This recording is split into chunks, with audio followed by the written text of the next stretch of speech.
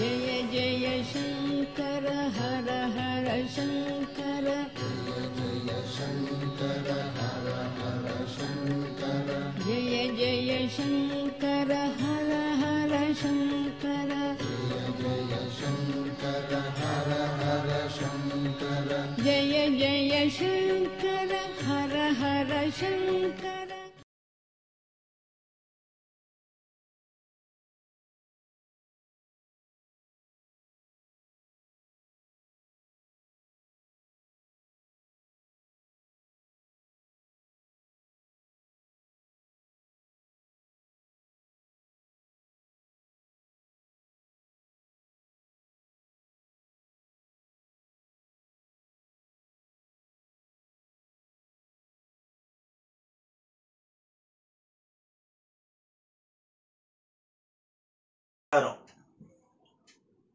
பெரியவாளோட திருத்தொண்டர்கள்ல பல வித்வான்கள் அல்ல நூரணி அனந்தகிருஷ்ண சாஸ்திரிகளோட கைங்கரியத்தை பார்த்தோம்.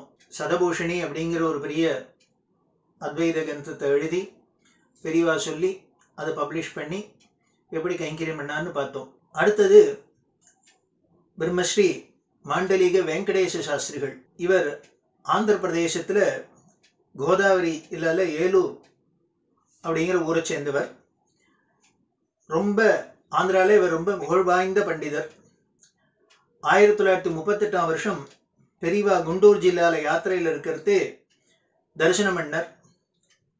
அந்த வருஷம் சாதுர்மாசி விரதத்தும் போது பெரியவாளோட கூட இருந்தார். ஏன்னா இந்த சாதுர்மாசி விரதத்துல வித்வத் சதஸ், இந்த பாஷ்ய பாடம் இதெல்லாம் நடக்கும். அதனால வித்வான்கள்லாம் அங்க வந்து கூடுற வழக்கம். அப்படி இருந்தார். ரொம்ப ஆச்சாரசீலர். பொதுவாகவே ஆந்திராவில் உள்ள வைதிகள்லாம் ரொம்பவும் ஆச்சார அனுஷ்டானத்தோடு இருக்கிறவா.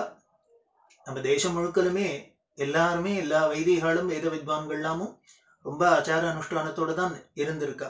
ரொம்ப ஆழ்ந்த ஞானம், எல்லாத்துக்கும் மேல பெரியவாழ்கிட்ட ஆழ்ந்த பக்தி, அதுதான் முக்கியம்.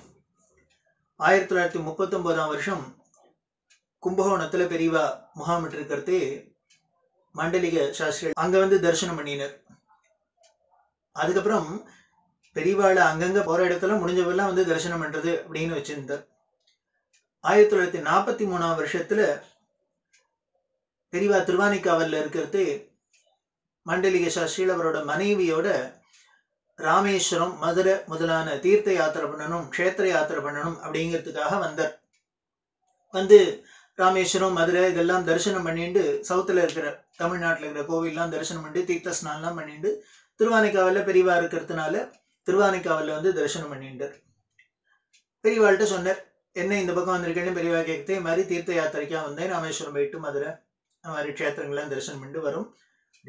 உடனே பெரியவா சொன்னா, நீங்க திருடமருதூர் மத்தியார்ஜுனம் கேள்விப்பட்டிருப்பேள். அங்கதான் பகவத்பாதாளுக்கு மகாலிங்க சுவாமியே அத்வைதம் சத்தியம் அத்வைதம் சத்தியம்னு கையை தூக்கி சத்திய பிரமாணம் பண்ணின க்ஷேத்திரம். அதனால நீங்க மத்தியார்ஜுனம் போய் சுவாமி தரிசனம் பண்ணணும். பண்ணிட்டு ஒரு 15 நாள் இங்கே தங்கி இருக்க முடியுமா, ஒரு கைங்கரியம் சொன்னா பண்ண முடியுமான்னு கேட்டார். உடனே அவர் சொன்னார், பெரிய பாக்கியம்னா எனக்கு ஒன்றும் காரியம் இல்லை. நான் பெரியவா கைங்கரியத்துக்காக இங்க இருக்கணும்னா 15 நாள் இருக்கணும், தாராளமா இருக்கேன். பெரியவா என்ன சொல்றாளோ செய்யறேன் அப்படின்னு அவர் சந்தோஷமா ஒத்துண்டார். பெரியவா சொன்னா, இந்த சினிமான்னு ஒன்றும் காமிக்கிறாள் எல்லா ஊர்லயும், அது உங்க ஊர்லயும் உண்டோ அப்படின்னா. அவர் சொன்னார், தாராளமா உண்டு. பெரிய வசதி இல்லைன்னா கூட சின்ன சின்ன கிராமங்கள்ல கூட ஒரு கீத்து கொட்டாயை பட்டு மணலை பரப்பியானும் அதுலயானும் காமிக்கிறதுன்னு வச்சுட்டு இருக்கா. அது காமிச்சுட்டு இருக்கா, எல்லாரும் பார்த்துட்டு இருக்கா அப்படின்னு. அன்னை பெரியவா சொல்றா, ஜனங்களுக்கு பொழுதுபோக்குங்கிறது அவசியம்தான், ஒத்துக்கிறேன். ஆனால் இந்த சினிமாங்கிற ஒரு மோகம் ஜனங்களுக்கு எப்படி இருக்கு அப்படின்னா, சாமானிய பொது ஜனங்கள்கிட்ட அவ சாப்பாட்டுக்கு கொடுக்குற முக்கியத்துவத்தை விட சினிமாவுக்கு இந்த முக்கியத்துவத்தை கொடுக்கறதா எனக்கு தோன்றது. ரொம்ப ஜீவனத்துக்கு சிரமப்படுறவா கூட, காசு பணம் இல்லாதவா கூட, சாப்பாட்டு கஷ்டப்படுறவா கூட, அந்த ஏழைகள்லாம் கூட என்னமோ இதை பார்க்காம இருக்க முடியல அவளால. அது எதனால அப்படின்னு எனக்கு தெரியல. அப்படி ஒரு வசீகரம் அதுக்கு இருக்கு. ஜனங்களும் அதுல போய் அப்படி மோகிக்கிறா. இதனால என்ன ஆச்சு அப்படின்னா, ஜனங்களோட மனசு கெடுறதுக்கு ஹேதுவா இருக்கு. ஒரு விஷயத்தை பார்த்து அதுல நல்ல விஷயங்கள் கத்துன்னு நமக்கு பொழுதுபோக்குல கூட நமக்கு நம்மள்ட்ட இருக்கிற குறைகள் போய் நமக்கு இன்னும் நல்ல குணம் வராப்புல இருக்கணும். அப்படி இல்லாத அந்த ஜனங்களோட மனசு கெட்டு போறதுக்கு, மன விகாரம் அடையறதுக்கு ஒரு காரணமா இருக்கும்னு தோன்றது.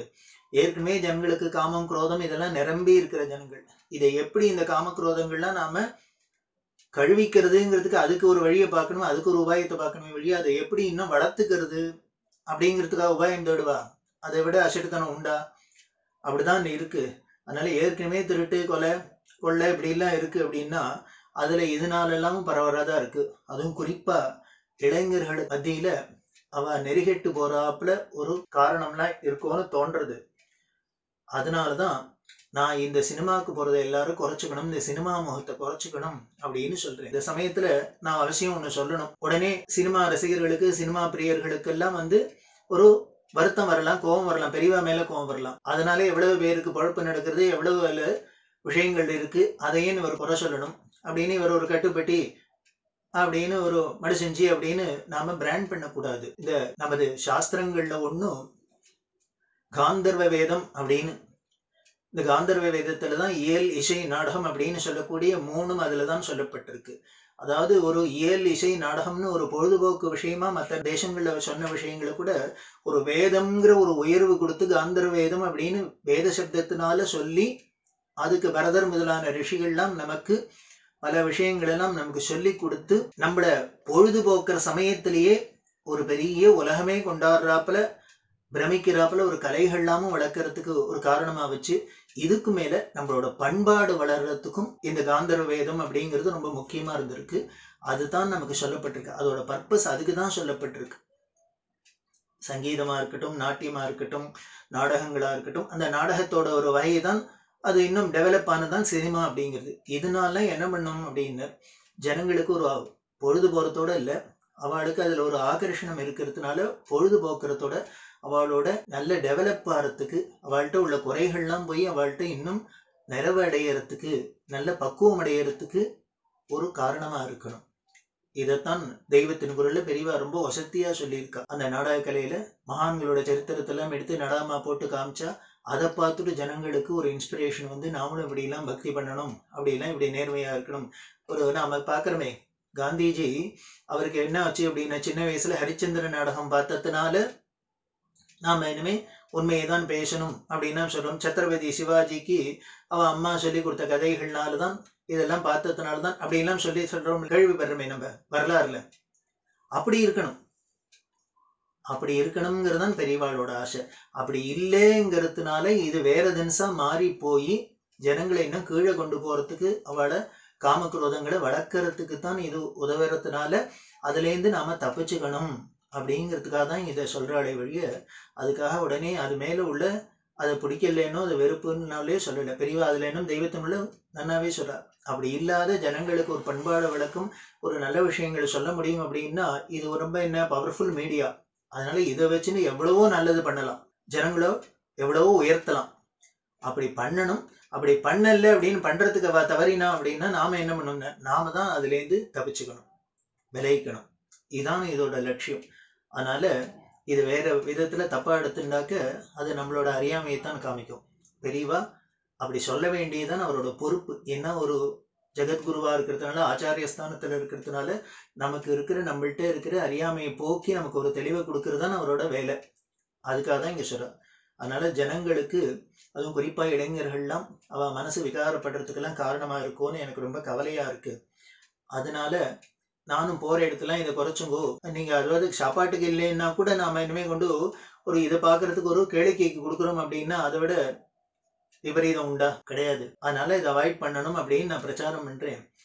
எனக்கு ஒரு ஆசையா இருக்கு, நீங்க என்ன பண்ணுங்கோ, அந்த திருடமருதூருக்கு போயிட்டு அந்த மத்தியாஜனத்தை தரிசனம் பண்ணிட்டு ஒரு 15 இடம் சரி, கிராமம் சரி, ஊரு, அங்கெல்லாம் போய் நீங்க இதை அவாய்ட் பண்ணுங்கோ, இதை பார்க்க வேண்டாம் அப்படின்னு இதுல இருந்து நீங்க சரி பண்ணிக்கணும் அப்படின்னு நீங்க ஒரு பிரச்சாரம் பண்ணுங்களேன் அப்படின்னு, ஒரு தர்ம பிரச்சாரத்துக்கு கொஞ்சம் உங்க டைத்தை செலவழிங்களேன், பண்ணிட்டு போங்களேன் அப்படின்னு. அதுக்கு மண்டலிக சாஸ்திரிகள் சொன்னார், ரொம்ப நல்ல காரியம்தான் பெரியவா சொல்றது, பண்றது குரு சேவை ரொம்ப முக்கியம்தான். ஆனா ஒன்னே ஒன்று டிராபேக் என்னன்னா, எனக்கு தமிழ் தெரியாதுன்னு. எனக்கு தெலுங்கு தான் பேச தெரியும், சமஸ்கிருதம் தான் பேச தெரியும்.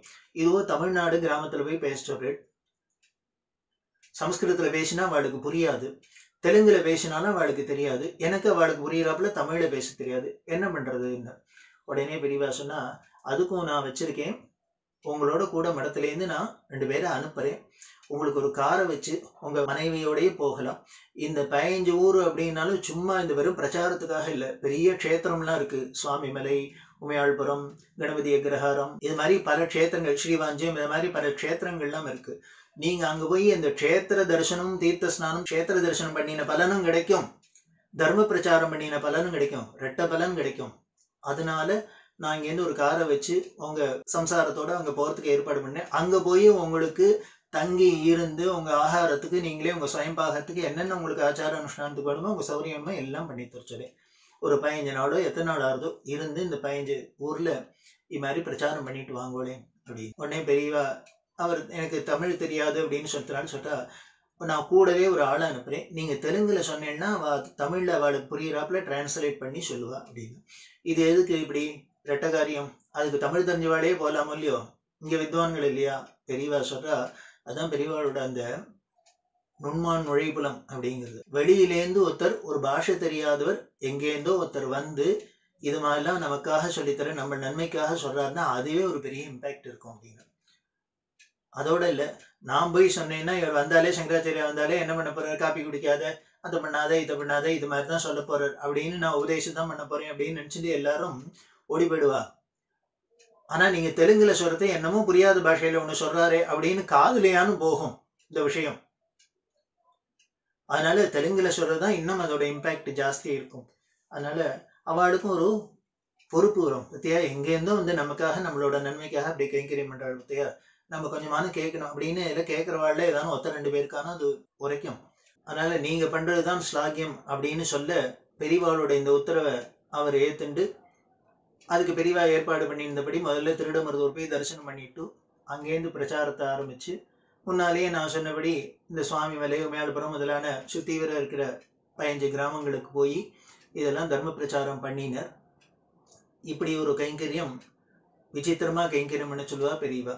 அப்படி இருக்கிற அந்த சாஸ்திரிகள் 1967 பெரியவா புது பெரியவா 2 பேரும் ஆந்திர பிரதேசத்துல விஜயம் பண்ணியிருந்தா. அப்போ இவர் கூடவே இருந்தார். அப்போ 1967 ஏப்ரல் 30 விஜயவாடால அப்போ மந்திரியா இருந்தார், ஆந்திர பிரதேச மந்திரியா இருந்தார் PV நரசிம்மராவ். அவர் தலைமையில பெரிய வரவேற்பு குழு அமைச்சு இவர் வரவேற்பு கொடுத்து அப்போ பெரியவாளுக்கு வைரம் பதிச்ச கிரீடம் கொடுத்தார், அர்ப்பணம் பண்ணினர். அப்படின்னா எவ்வளவு பக்தி இருக்கும்னு பார்த்துக்கோ. வைர கிரீடம் பெரியவாளுக்கு சமர்ப்பணம் பண்ண.